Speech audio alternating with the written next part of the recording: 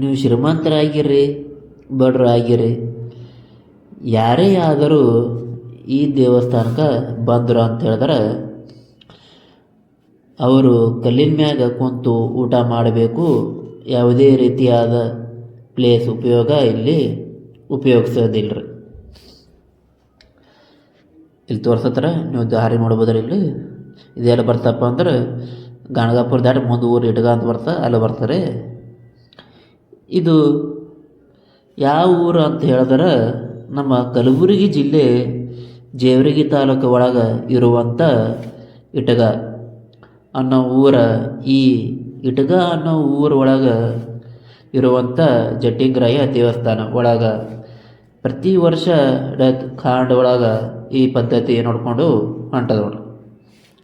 ಭೀಮಾ ನದಿ ದಡಕ್ಕಿರುವಂಥ ಇಟಗ ಅನ್ನೋ ಮೂರು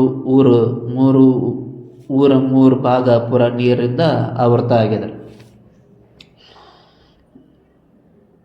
ಕಲ್ಲಿನ ಮ್ಯಾಗೆ ಪ್ರಸಾದ ಸ್ವೀಕಾರ ಮಾಡ್ಬೇಕ್ರಿ. ಇಲ್ಲಿ ತೋರ್ಸತ್ತಾರ ನೀವು ನೋಡ್ಬೋದ್ರಿ. ಪ್ರತಿ ವರ್ಷ ಅಂತಂದ್ರೆ ಶ್ರಾವಣ ತಿಂಗಳು ಮುಗಿದ ನಂತರ ಕಾಂಡ ಮಾಡ್ತಾರೆ.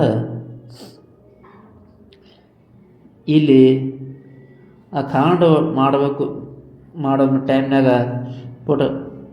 ಪಟ್ಟಿ ರಾಮದವರು ಇಲ್ಲಿ ಎಲ್ಲ ಊರಿನ ಜನ ಬಂದು ಕಲ್ಲಿನ ಮ್ಯಾಗ ಪ್ರಸಾದ ಸ್ವೀಕಾರ ಮಾಡಬೇಕು ಆಗ್ತದೆ. ಇಲ್ಲಿ ಜಾಗದ ಬಂದು ಮಾತ್ರ ಯಾರು ಏನು ಪ್ಲೇಟ್ ಬಳಸುವುದಿಲ್ಲ.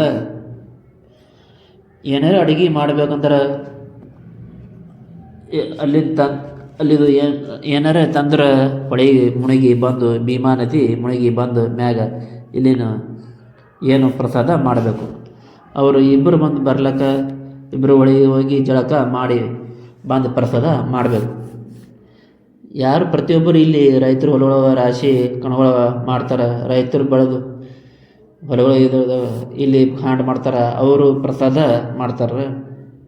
ಅವರು ಕೂಡ ಅಂದ್ರೆ ಹೊಳೆಗೆ ಹೋಗಿ ಮುಳುಗಿ ಬಂದು ಪ್ರಸಾದ ಮಾಡ್ತಾರೆ. ಈ ಜಾಗದಾಗ ಇಲ್ಲಿ ಹಿಂದೆ ರಾಮ ಲಕ್ಷ್ಮಣ ಬಂದು ಇಲ್ಲಿ ಆಟ ಆಡಿದರು ಮತ್ತು ವಿದ್ಯಾಭ್ಯಾಸ ಮಾಡಿದ್ರು. ಪ್ರಗತಿ ಅದ.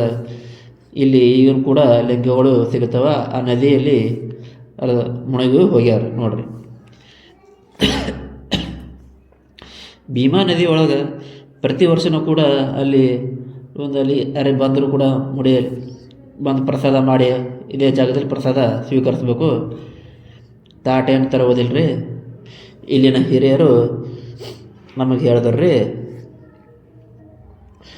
ನೋಡಿ ಬಂದೀವಿ, ನೀವು ಆ ಕಡೆ ಹೋದ್ರ ಅಂತಂದ್ರೆ ನೋಡಿ ಬರ್ರಿ, ತುಂಬ ಚೆನ್ನಾಗಿದೆ.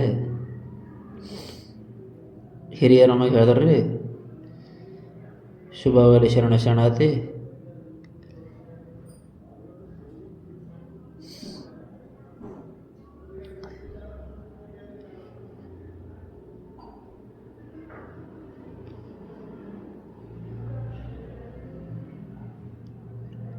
ಧನ್ಯವಾದಗಳು. ಶರಣಾರ್ಥಿ.